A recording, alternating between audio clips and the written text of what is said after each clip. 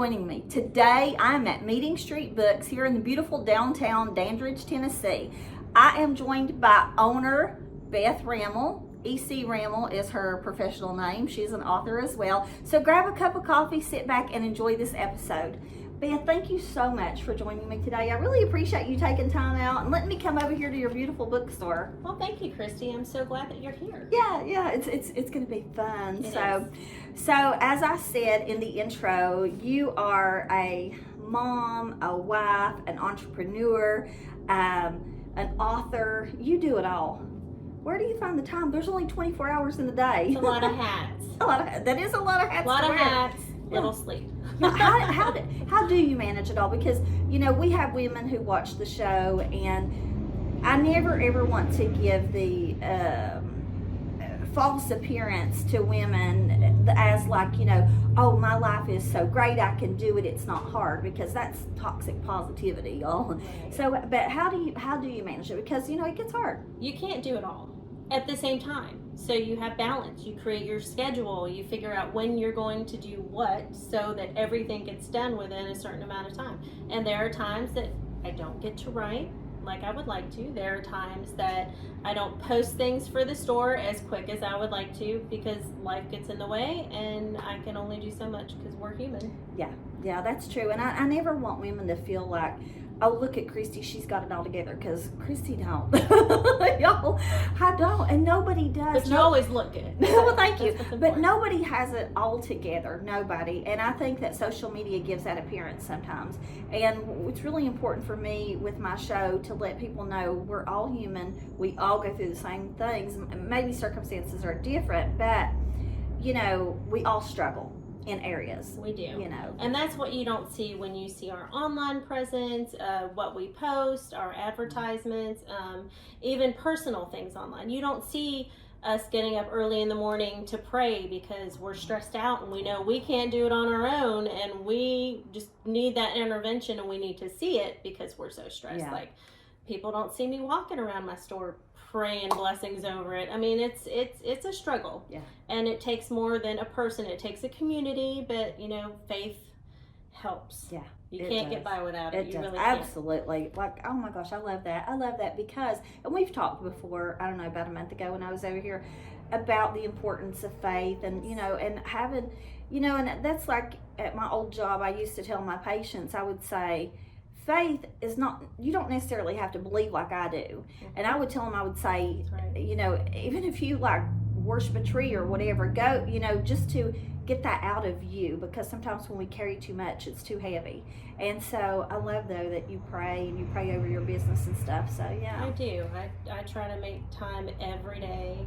And sometimes it's in my gown with my robe on, and if anyone saw me, they'd be like, she's a hot mess. But you know what? That's okay, because that gets this hot mess through. Yeah. And that's very important. Yeah. Because that anxiety can weigh on you and it can affect everything. Mm-hmm. And as women, especially, we try to do it all. We want to do it all, and it's hard to do that, and you can't do that on your own. Yeah. So No, absolutely agree. Thank you for being so transparent and so honest about it.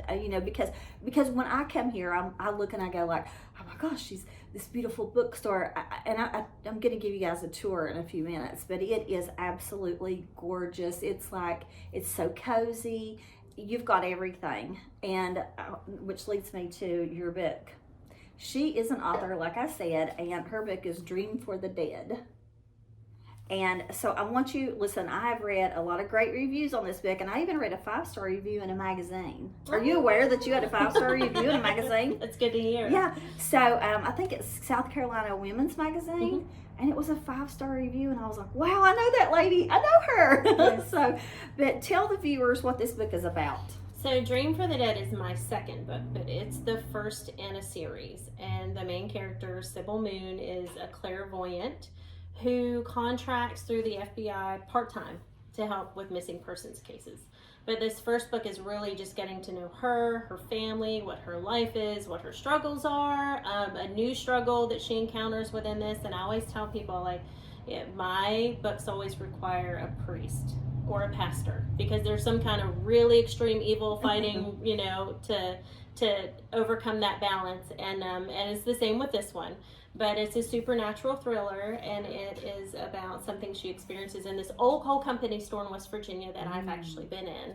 Yeah. So it's historical fiction. There's some history in there too. I love it. I can't wait to read it. I mean, it's been on my to read list, or what are those lists called? To be read. To be read. TBR list. TBR. To be read. Yes. It's on there. I just haven't had time.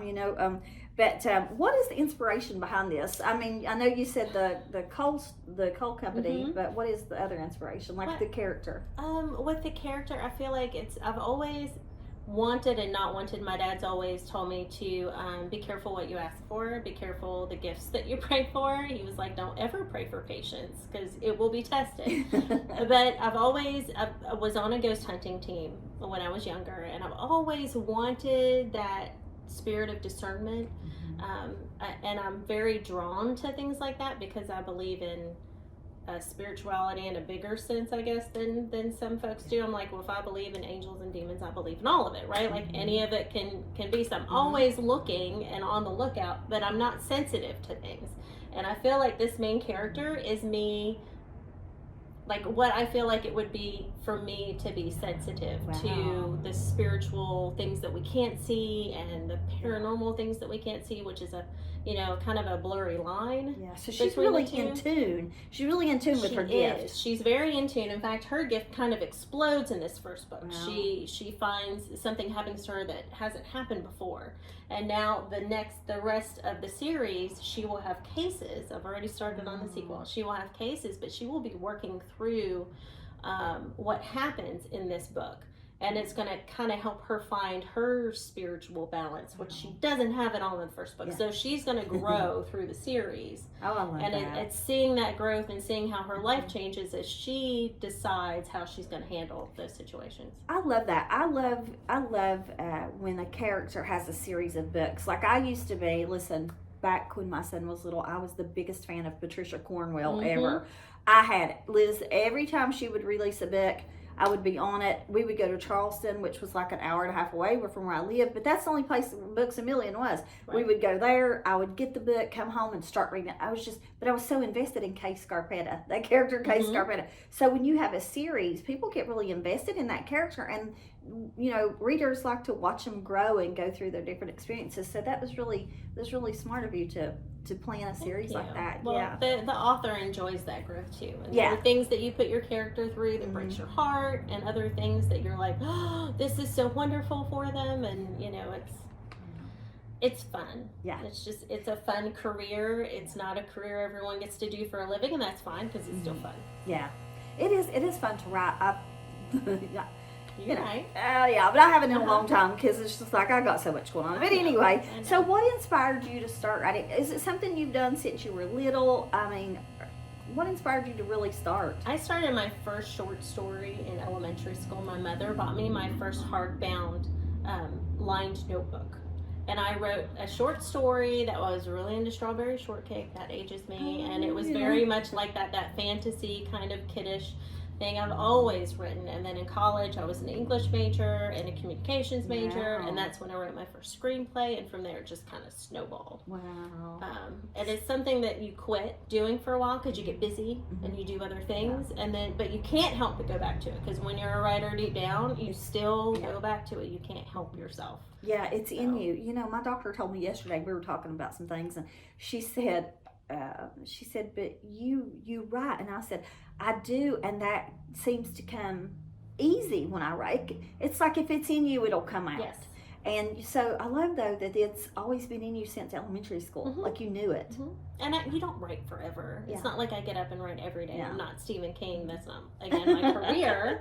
And I've been through a few careers, so every time I start a new one, I stop writing for a while. But you always go back to it because you can't help it. Because it's just what you enjoy, and it's an outlet for you. It is. And then you get immersed in that world, and you get so excited when you get these great ideas. You're like, why didn't I think of that before? And then you put your character through that. Now, let me ask you something a little off topic. When you write, because I know how, especially when I was writing my first book, when you write, do you like picture it in your head as a movie, or do you have like an outline and a plot that you go by, or do you just go by the seat of your pants? I start by the seat of my pants, and I don't always have a visual of my characters. Like I do, but people will ask me if they were to make a movie out of this book, who would be this character? And I don't always have a person. Yeah. Sometimes I do. But I start by the seat of my pants, and then I outline as I go along. I don't develop an outline ahead. I just make sure I write down what I've put so far, because you always change things. Yeah. And then if you have to stop writing for a little while and you go back, you forget exactly what you put versus what you meant to put or thought you would. So I outline as I go along just to keep myself abreast of where I am now. So I'm not repetitive, because, you know, I'm an independent author. I don't have some fancy editor, you know, going back and checking me. So I have to do that on my own, and it saves me time in the long run. Listen, the worst part is like putting it down for a couple months, even a month, and going back, and then they're like, where did I stop? I have to reread the whole thing, and it's like, oh my gosh, I don't want to do that. So, you know, you've told us about your characters. What messages do you try to convey in your writing? Like, what is it that you most want people to take from your writing? Well, my main characters never have it together. Like, it's with my screenplays, it was different because they're historical fiction. They're based on people, and, you know, I changed some scenarios and whatnot, but my characters in my fiction books, they never have it together. They're hot messes. They are. My first book, it's a man, and he's got commitment issues because he has mommy issues, because he had a brother that died when he was younger, and blah, blah, blah. Like, they always have a lot going on, and then they like somehow are able to pull it together through the book, because we're always like that. Like we have these small spans of time where we have it together, and then everything just goes. That's my character. So they're always searching to be better. They're always searching for that piece, because it's never always there. And sometimes they're messier than others, but and my characters are always like they and this sounds weird, I know, but they always start off very worldly, right? They're just out for themselves, and they're doing what they got to do to get by, and they're doing whatever makes them feel good. And then something happens, like I said, there's always a priest or a preacher. Something happens that totally shakes them up, and then they reevaluate themselves, because I feel like that, I've seen that a lot in my life too. I love that you write real characters. I mean, people can relate to the characters, because I've read books, or even like TV. Like, I'll tell you, one show my mom used to love was Dynasty. I can't relate to that. Who lives like that? I can't relate to that. But Knots Landing, you can relate to that, because those people were, and they all talk about aging yourself. This was back in the 80s. It's okay. But TV was better than that. But I mean, like, your characters are like typical average people that people can relate to, and I love that. So, are your characters based or loosely based on people you know? Or? Very loosely. Now, there's a ghost hunting team in this book, and they're based on real people. I'm one of the people, because I put them in here, and my mother, who was on that ghost hunting team, because we were in that building, she's in it, and she bought the first copy for her and another girl on the group, and had me sign them, and I said, maybe it'll be a spinoff, because you know, we were a fun group, but you know, that was something that we enjoyed. We would go around ghost hunting. We had all the equipment and everything.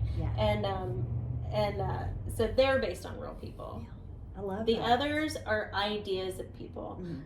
When we investigated this building, we heard about a woman who worked for the FBI who came on a tour, and she just happened to be clairvoyant. That's where Sybil Moon came from. And then Sybil Moon is my tribute to the Moon Agency and Moonlighting, because that was my show. That was the only show I was allowed to stay up and watch growing up. Do you know with my mother? So Sybil Shepherd, and it was the Moon Agency, so Sybil Moon. Okay, I'm so glad she said that, because do you know that's on Hulu now, and I watch it every day. I own. Well, there are only like 3 or 4 seasons, but I own them. I do too. Yeah. And it's streaming on Hulu. Yeah. And I just read, like, I don't want to get off into moonlighting here, but when I looked at the back of the book, I was like, Sybil Moon, I wonder if she knows about moonlighting. Oh my God. Love that. And so my son, he grew up with, like, you know, on reruns. Listen, everything I loved, my son loves. He didn't have a choice. Yeah. So when he was home last week for Thanksgiving, we watched Moonlighting and Mr. Pesto, and like, oh my God, such a great show. Oh my God, it came on, I think, Wednesday nights, and that was the only night I was allowed to stay up past my bedtime to watch that show with my mother. Yeah. And that was my first love affair with Bruce Willis. Yeah. Oh yeah. You know. Yes, I can't Bruce believe you Willis. love that. Oh my yeah. God. I Yeah, love so that was too. like my tribute to that show. Yeah. Oh my gosh. When I looked at the back and I was like, Sybil Moon, I was like, I wonder if. I'm so glad you said that. Yeah, because that and I think Remington Still were what got me into crime stuff. I Yes. just thought they were great. Yeah. So, all right. So let's switch over to being a business owner. Like I said, she wears many hats. So you're a woman of many talents, and so you have this bookstore, which is. It's just, like I said, it's beautiful, and I'm going to show everybody around. thank you. But what caused you to want to open a bookstore? Like, of all the things, is it your love for writing? Well, it is. It's my love for writing, my love for reading, because they kind of go hand in hand. And, I grew up watching shows with my mother, but reading with my mother. She's the one who instilled the love of books into me. And I was an English teacher. So, I don't know. That's hard. It all just kind of fell into place. One of our favorite movies to watch together growing up was You've Got Mail. Yes. So when You Got Mail came out, I had Meg Ryan's haircut. I have had a love of cardigans. I almost wore one for this. A love of cardigans since then, and I wanted to own a bookstore. Yeah.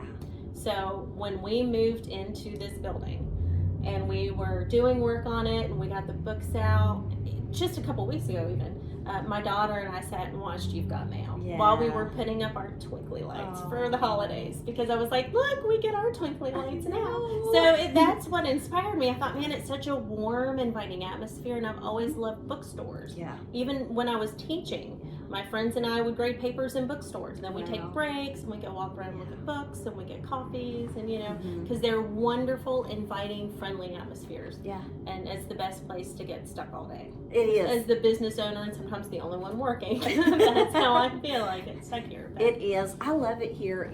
The room, like, because I was going through earlier shooting the footage, the room over there at the fireplace, or the other fireplace, it's my favorite one. I don't know why. I just love that room. It's a lot of natural lighting. I love in that room. that. It's just And then the so, French doors. It's just so inviting in there. I could live in this place, So, I've always loved bookstores too. When I was a teenager, when I was growing up, we would go to town. That's before Walmarts and malls came, Mhm. and everybody went to town on Saturday. So I would go with my mom and my granny and my sister, and I would always say, "Can we go into Michael's bookstore?" It was just a little bookstore in town, and I would go and I would stay I would just look at all the shelves and all the racks, and they had a turning thing that had the young teen stuff. And I would buy a couple of books. And then when I got my driver's license, every Saturday I went to the bookstore. That's all I wanted to do. I was such a nerd. I just wanted to go to the bookstore. I didn't want to go to football games and parties or nothing. I wanted to go to the bookstores and buy books. And that was my escape, is just reading and stuff. So so this place to me is like, oh my God, it's like heaven in here. It is. And it's calm. Right, Mhm. it's a calm space. Mhm. I mean, I have parents who homeschool, and they'll come in here on Saturdays when their spouse has the kids, and they'll bring their laptops, and they'll get a snack and a coffee, and they'll sit for 2 hours, because we have internet, and they'll do what they have to do in the peace and quiet, away from the chaos of their lives, because it's a great escape. And it's so inviting because she has different rooms, you'll see. But the room down here, down the stairs there with all the windows, my God, it's like every little corner in here is just so and we're here in these chairs. This is my favorite place to sit. When I come over here, I even brought my food in here one day and was eating it, and I was like, I really should eat at the counter. But these are really comfortable. They are, and I just love it. So speaking of food, you also have amazing food. I want to tell you guys, she's originally from West Virginia. If you're from West Virginia, you know what pepperoni rolls are. Pepperoni rolls. Yes. And she makes them, and I just had 2, and they are hands down the absolute best with pepper jack cheese. Oh my gosh. Yeah. So you have that. Tell us what else you have besides pepperoni rolls. So we have things you can just come in and grab, and that we can heat up for you, or you could just walk out the door with, like pepperoni rolls, protein balls, a lot of bacons. One of my baristas, she bakes nonstop. Like, I never know what she's going to come up with, because she stopped just telling me. She just gives me the list of what she needs me to get, and then she has an idea. She color coordinates with the season. She's so much fun that way. And then we have sandwiches. We have pasta salad. We have fruit salad. We have caprese paninis. We have caprese salad. We have a turkey wrap that people love, a turkey cheddar wrap, salmon bagels. We have all kinds of stuff, smoked salmon bagels, and we're getting ready to add soups for the winter. Ooh, So we're gonna have a soup of the week, and you get a cup or a bowl of soup with a sandwich or a half sandwich is a meal, and then because everyone wants something warm. Yes, I've definitely got to come back for that. Oh gosh.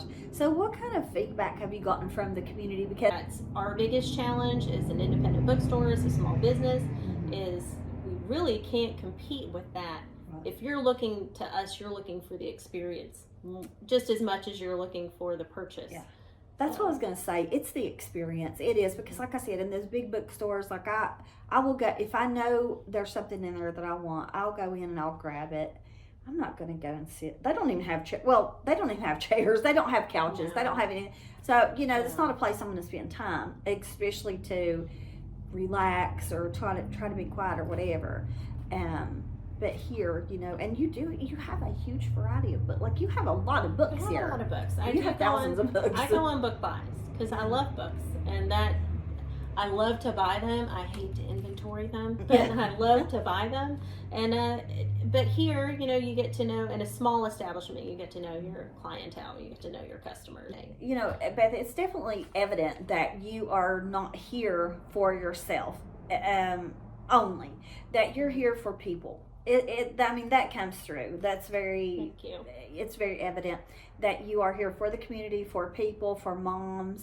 Like I said before, because if you wanted to do something to make you rich, it wouldn't be on a little independent bookstore. It wouldn't be in Dandridge. Yeah, if I were going to do a coffee shop, it would be in Pigeon Forge or someplace with tons of traffic. But you know what? Mm-hmm. In that place, I wouldn't get to know everybody. Right. Like Exactly. I get to know them here. Exactly. You get time to spend with people here. So it's a different environment. It's not about being rich. I need it, to do well enough to take care of itself. Yeah. But I mean, that's really all I need it to do. Yeah. So. Yeah. So where can our viewers find your books? Where can we find them? So obviously I have them here, but they're also available on Amazon, softcover or Kindle edition. My first book you can find Kindle edition, and soon you'll be able to find it in softcover on Amazon and in the store. Good. So.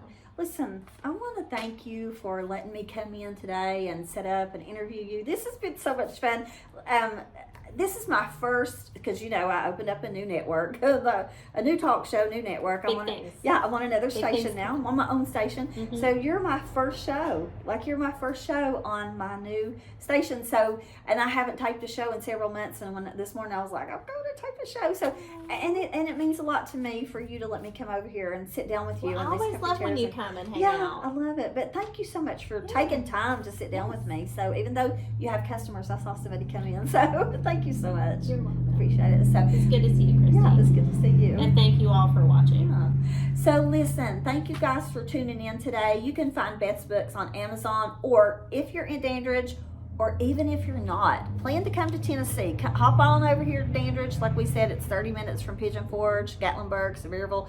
She's right in the middle of everything. Knoxville. Come in, sit down, have a tea, have a coffee, read a book, buy a book.